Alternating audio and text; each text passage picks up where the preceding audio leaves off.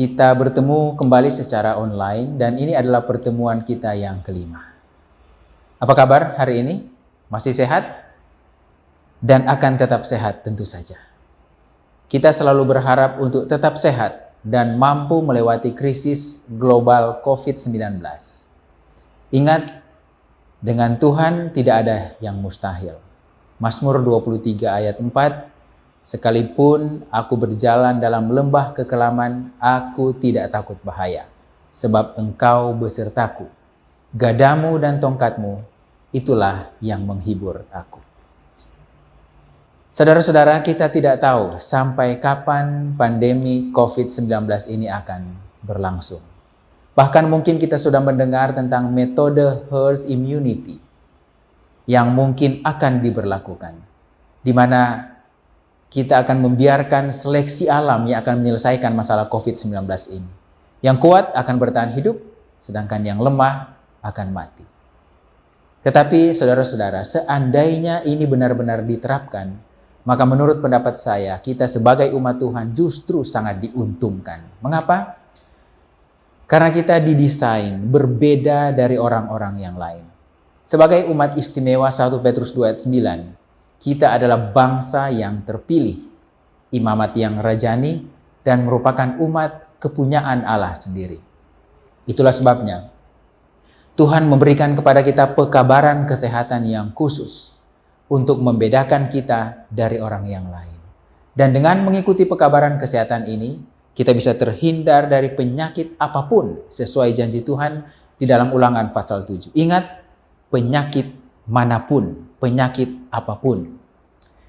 Tetapi jangan dilupakan bahwa 1 Petrus 2 ayat 9 jelas menyatakan tujuan dari ini semua, yaitu kita menjadi terang kepada orang yang lain. Artinya, janji perbedaan ini hanya akan kita dapatkan bila kita melaksanakan maksud dan tujuannya.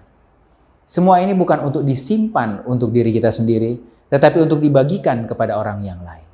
Ketika orang-orang lain melihat kita sehat, maka jalan kepada penginjilan akan terbuka sangat lebar, sehingga semakin banyak yang mengenal Tuhan. Dan akhirnya pekabaran ini sampai ke ujung dunia, dan Tuhan segera datang. Matius 24 ayat 14. Saat ini kita sedang belajar prinsip nutrisi komprehensif 7K. Dan saat ini, hari ini, kita akan membahas secara spesifik prinsip yang kelima, yaitu prinsip keteraturan. Perlu saya ingatkan kembali bahwa semua prinsip-prinsip ini tidak berdiri sendiri-sendiri. Semuanya akan saling terkait satu dengan yang lain. Keteraturan memiliki makna makan secara teratur pada jam makan yang tetap, yang sama setiap hari, dan tidak makan di antara jam makan. Apakah hal ini perlu dan apa bukti-bukti ilmiah yang sudah ditemukan sesuai dengan prinsip ini? Makan teratur pada jam makan yang tetap sebenarnya adalah bagian dari cara atau metode pengaturan kuantitas makanan. Karena dengan mengatur atau dengan makan teratur pada jam makan yang tetap, maka secara otomatis diharapkan kuantitas jumlah makanan akan dapat dengan mudah disesuaikan dengan kebutuhan. Sekitar 150 tahun yang lalu, Ellen G. White dalam tulisannya sudah menyampaikan bahwa saya mendapat satu pekabaran untuk disampaikan kepadamu. Makanlah secara teratur, tepat pada waktunya. Dengan kebiasaan salah dalam hal makan, engkau mempersiapkan dirimu untuk penderitaan di kemudian hari. Keteraturan dalam hal makan haruslah ditanggapi dengan serius. Janganlah memakan apa-apa di antara jam makan. Jajan berbentuk apapun seperti kacang, buah-buahan, atau makanan apa saja. Kebiasaan makan tidak teratur akan merusak keserasian cara bekerja alat pencernaan, sehingga menurunkan tingkat kesehatan dan kegembiraan. Nah, saudara-saudara, keserasian, apa yang dimaksud dengan keserasian di kutipan ini? Keserasian yang terganggu, ini akan kita pelajari di dalam penelitian-penelitian pada materi ini. Kemudian selanjutnya, Nyonya Ellen G. White pada kutipan yang lain, tetapi nadanya sama, menyatakan bahwa keteraturan dalam hal makan adalah satu hal yang penting. haruslah ditetapkan waktu tertentu untuk makan pagi, siang, dan malam. Pada saat ini, biarlah setiap orang memakan apa yang diperlukan tubuh, artinya bukan juga dalam jumlah yang sangat besar. Dan jangan lagi memakan apapun sebelum jam makan yang berikut. Penelitian-penelitian yang akan kita lihat berikut ini akan menjelaskan tidak makan apapun, ini apa artinya? Apa istilah nutrisi modern saat ini terhadap pernyataan dari Nyonya Ellen G. White? Kita akan pelajari pada materi ini. Menariknya adalah ilmu pengetahuan ini kan ditulis 150 tahun yang lalu. Tetapi ilmu pengetahuan baru mulai membuktikan bahwa keteraturan makanan ini penting dan memiliki berbagai manfaat kesehatan kurang lebih 50 tahun belakangan ini. Dimulai dari penelitian Fabry dan kawan-kawan yang dipublikasi pada tahun 1964 tentang frekuensi makan, kaitannya dengan kelebihan berat badan, naiknya kadar kolesterol, dan berkurangnya toleransi glukosa di dalam tubuh. Sejak saat itu, penelitian-penelitian dengan berbagai metode, variabel, subjek, dan hasil yang diharapkan terus dilakukan bahkan sampai saat ini. Kita mungkin pernah mendengar beberapa anjuran bahwa lebih baik makan sering karena memiliki efek menguntungkan terhadap penurunan kolesterol dibandingkan dengan makan hanya 2 atau 3 kali saja. Tapi kemudian ada penelitian-penelitian yang lain yang menunjukkan bahwa lebih baik 2 atau 3 kali dibandingkan dengan makan sering untuk mengendalikan gula darah dan lain sebagainya. Mari kita lihat perkembangan penelitian terkait dengan frekuensi makan ini. Ellen G. White dalam tulisannya sekitar 150 tahun yang lalu menyarankan makan teratur 2 atau 3 kali sehari. Pendapat beliau ini tidak pernah dapat dibuktikan kebenarannya selama bertahun-tahun. Walaupun akhirnya penelitian-penelitian yang terakhir ini akhirnya mulai menunjukkan bahwa apa yang disampaikan oleh Nyonya Ellen G. White adalah benar. Pada awalnya, sekitar tahun 1135 sampai 1400-an, Moses ben Maimon atau Maimonides mengeluarkan satu istilah eat like a king in the morning, a prince at noon, and a peasant at dinner. Hal inilah kemungkinan yang menjadi dasar awal sehingga budaya barat memiliki semacam tradisi membagi waktu makan menjadi 3 bagian, yaitu breakfast, lunch, dan dinner. Dari patokan ini, para ahli gizi kemudian menambahkan 2 kali snack di antaranya dengan alasan untuk mengontrol nafsu makan. Dan kemudian kebiasaan ini menjadi semacam standar, 5-6 kali makan per hari. Namun demikian, berapa kali makan per hari ini sebenarnya tidak memiliki standar yang universal.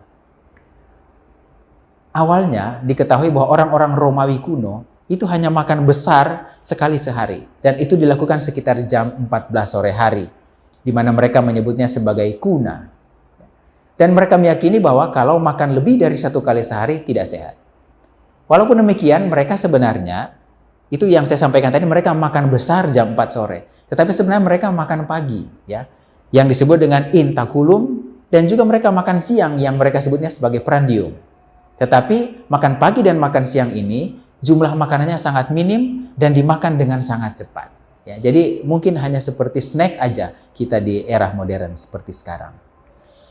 Setelah itu mulai masuk pengaruh-pengaruh keagamaan yang kuat, yang mulai mempengaruhi kebiasaan makan yang 1 kali makan besar ini.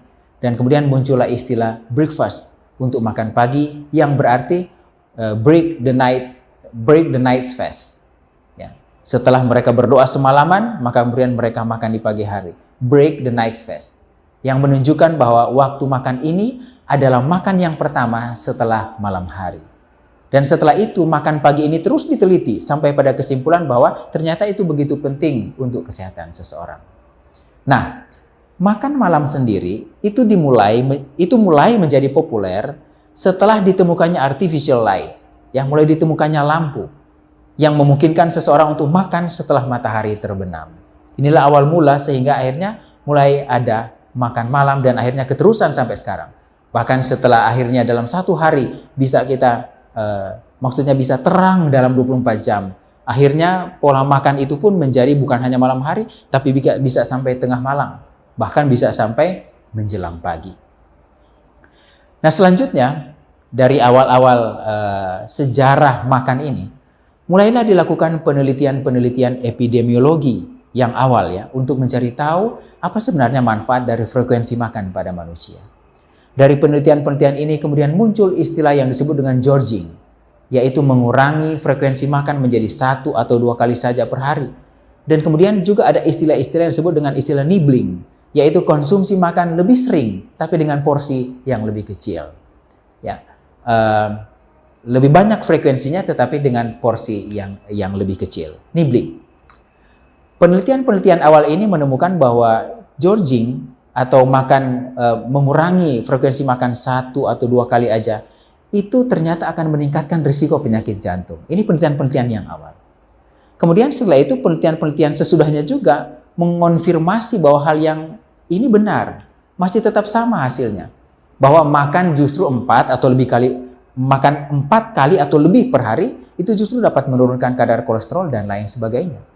Bahkan tahun 1989 ada satu penelitian yang luar biasa di mana mereka menemukan bahwa very high frequency meals yaitu dikasih makan sampai 17 kali per hari. Tapi justru hasilnya menunjukkan dapat memperbaiki kadar kolesterol dan LDL dibanding dengan makan frekuensi yang lebih sedikit.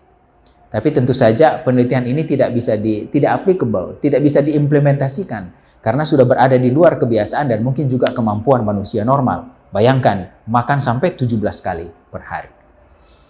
Penelitian-penelitian selanjutnya seperti dari European Prospective Investigation into Cancer atau EPIC, kemudian Seasonal Variation of Blood Cholesterol Study ya di Massachusetts juga memberi hasil yang sama.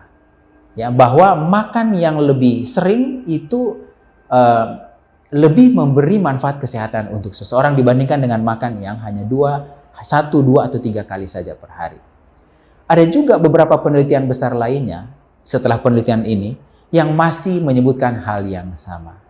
Tetapi penelitian-penelitian ini tidak langsung membuat korelasi atau hubungan antara frekuensi makan dengan terjadinya penyakit, tetapi hanya menilai frekuensi makan dengan faktor risiko terjadinya penyakit seperti peningkatan kolesterol atau peningkatan berat badan. Dan kemudian penelitian-penelitian ini masih menggunakan metode dalam penelitian yang disebut dengan metode potong lintang. Yaitu mereka mengumpulkan data dan kemudian mereka melakukan penelitian terhadap data dan kemudian mereka langsung menyimpulkan bahwa orang yang makan banyak kolesterolnya lebih rendah. Orang yang makan sedikit kolesterolnya lebih banyak. Nah, kita tahu bahwa metode potong lintang seperti ini masih memiliki kekurangan apalagi kalau mau menilai penyebab terjadinya sesuatu. Dan ternyata bahwa memang sebagian besar penelitian ini masih menggunakan metode potong lintang ini. Sehingga kalau kita mau langsung menyimpulkan bahwa ini menyebabkan ini, makan lebih banyak menyebabkan perbaikan kolesterol, itu agak sulit untuk diakui atau divalidasi kebenaran dari pernyataan tersebut. Masih sulit untuk dicari tahu hubungannya. Sehingga tidak heran ketika Kahleova, ya, ini penelitian yang cukup besar, penelitian dari Kahleova dan kawan-kawan, mereka melakukan satu penelitian dengan menginvestigasi 50.660 orang anggota gereja Advent di Amerika dan Kanada. Mereka kemudian menemukan hasil dan hasil yang mereka temukan adalah yang berbeda, yaitu makan 1 atau 2 kali per hari justru berhubungan dengan indeks massa tubuh yang lebih rendah dibandingkan dengan yang makan 3 kali per hari. Dan dari penelitian ini, mereka melihat bahwa jenis makanan, dalam hal ini snack, turut berperan terhadap terjadinya peningkatan berat badan pada yang makan 3 kali sehari disertai dengan snack. Mereka menemukan juga bahwa berapa lama puasa pada malam hari juga berpengaruh. Semakin panjang puasa pada malam hari, artinya semakin panjang orang tidak makan di malam hari, maka berat badan itu akan terkontrol semakin baik. Penelitian dari Kahleova ini juga masih menggunakan sedikit metode potong lintang, tetapi mereka sudah mulai menilai hal-hal yang lebih spesifik. Bukan hanya frekuensi makan, tetapi apa yang dimakan, jumlah jamnya, dan lain sebagainya.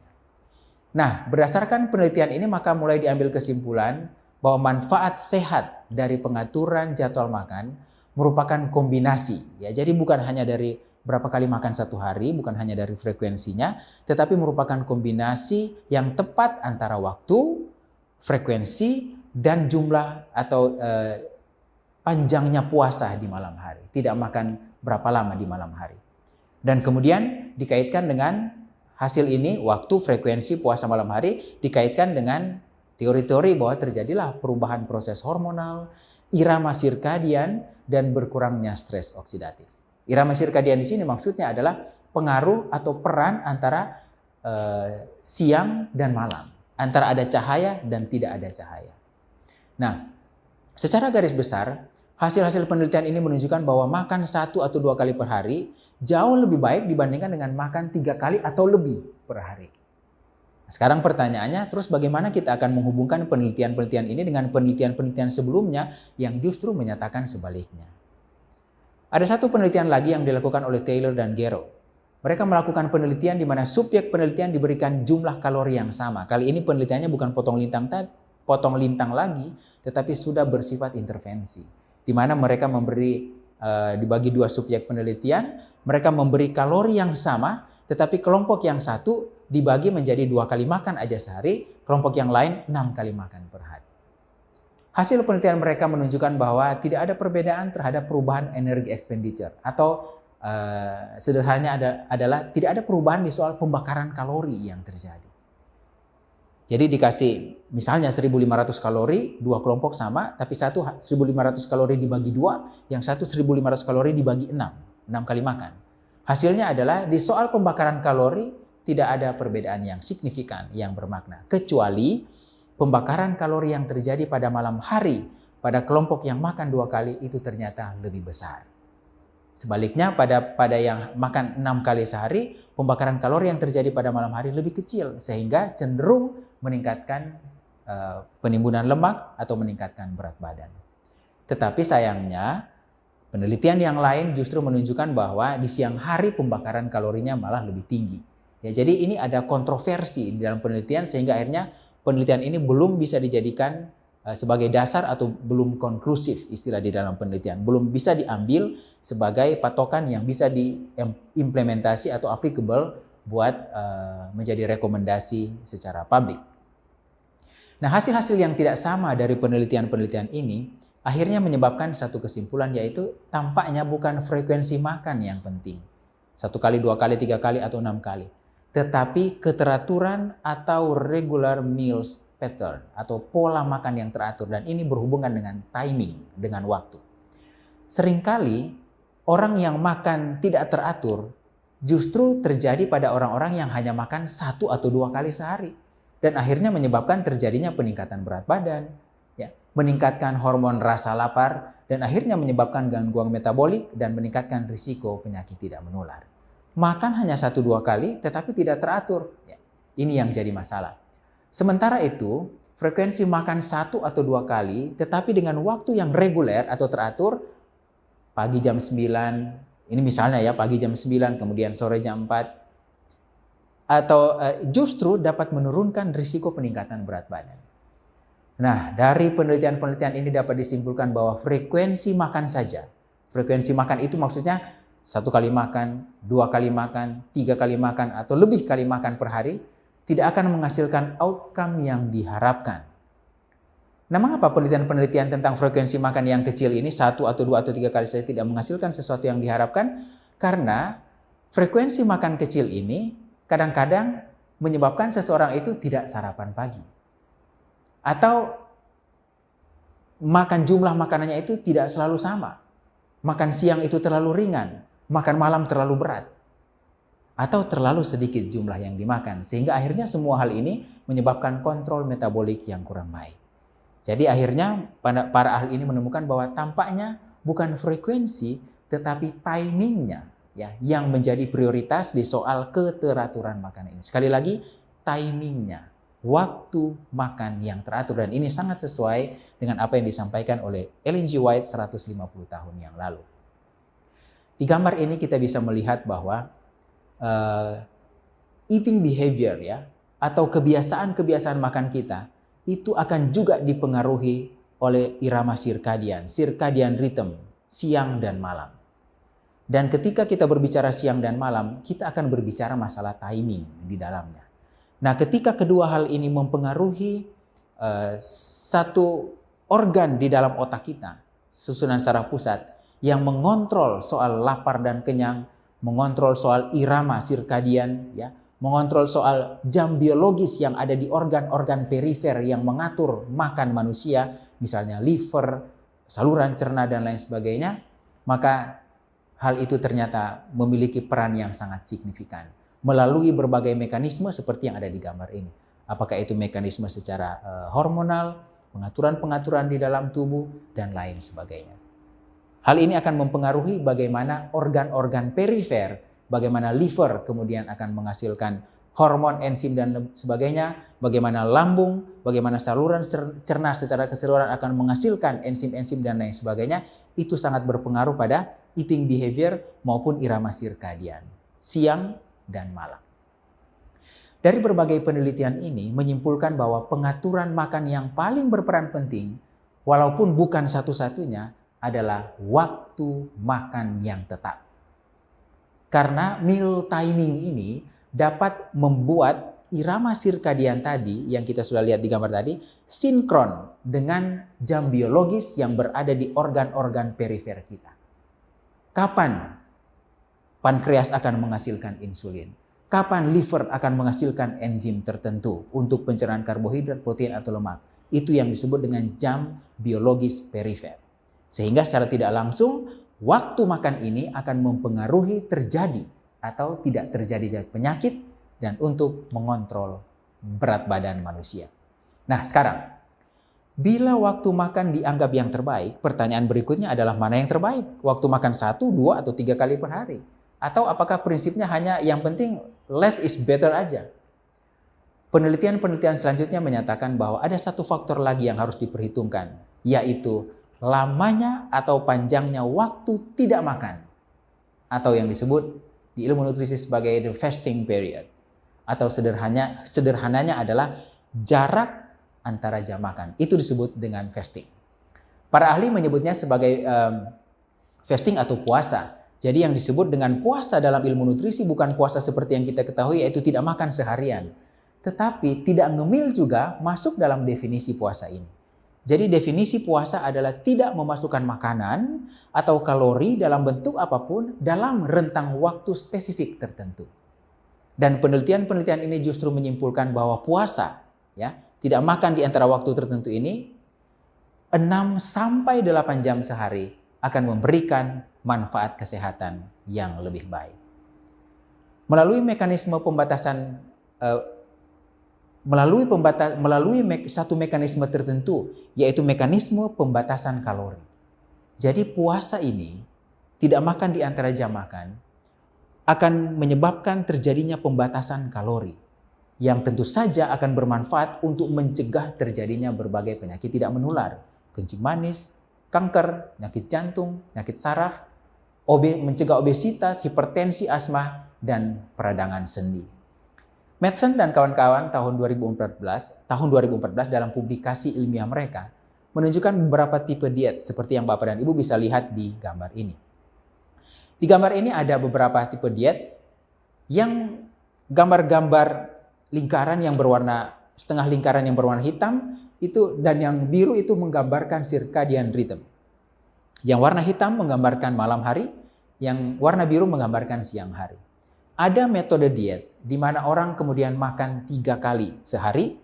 Dia makan 3 kali sehari, makan besar, pagi, kemudian siang, dan di malam hari setelah jam 18 malam. Dan kemudian ada makan kecil, ya, ditandai dengan lingkaran yang berwarna kuning, makan kecil di antara-antaranya. Nah, tampaknya metode diet A ini adalah metode yang sebagian besar orang lakukan, ya, mungkin termasuk kita juga.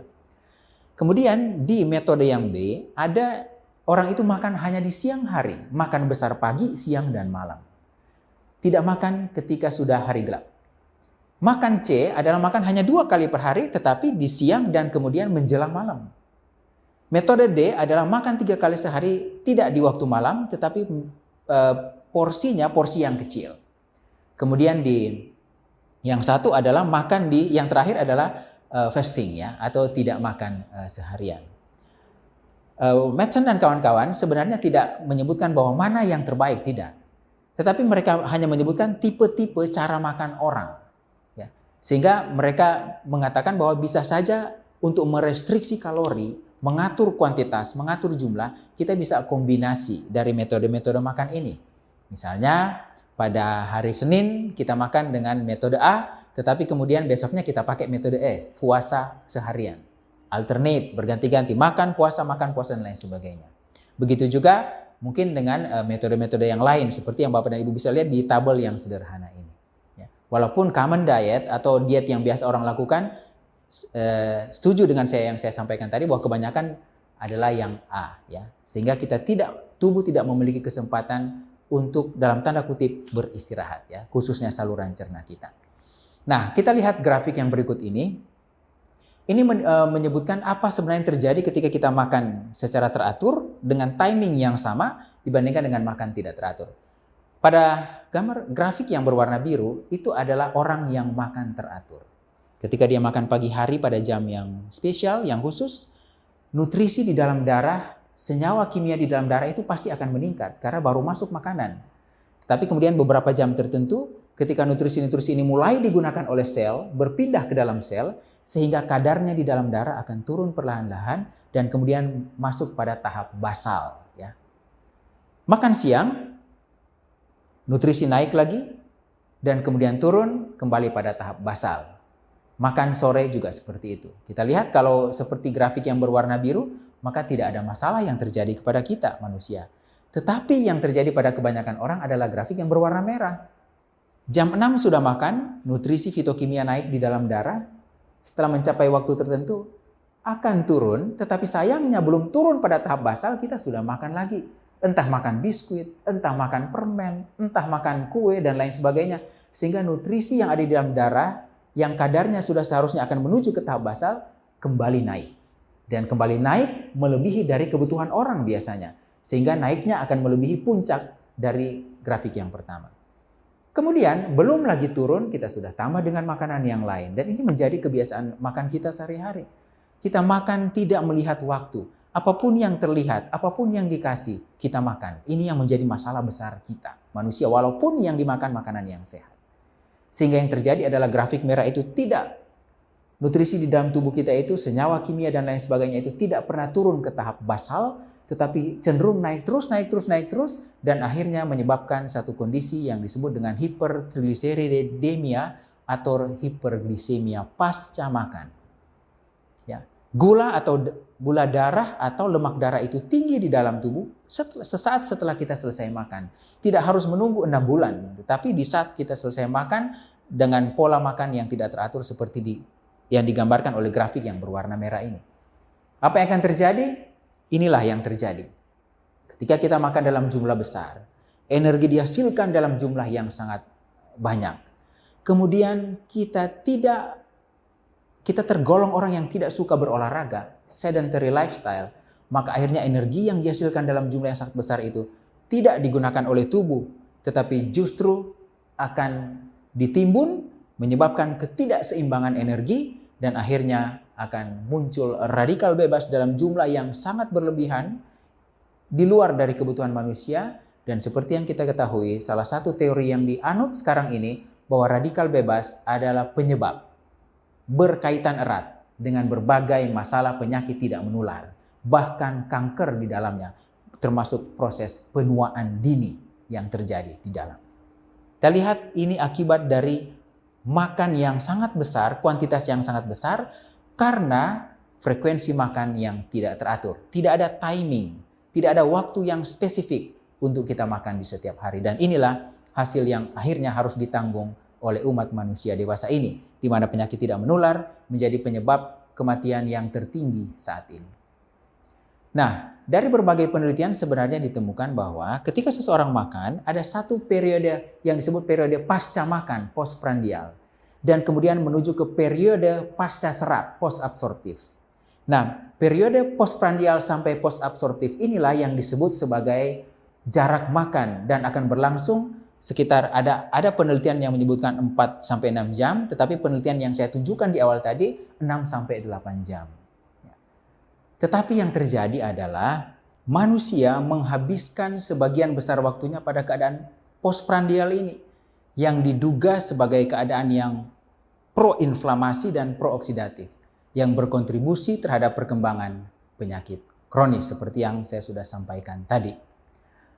Nah, bahkan penelitian berdasarkan data statistik di barat, orang barat itu bisa makan sampai 16 jam satu hari.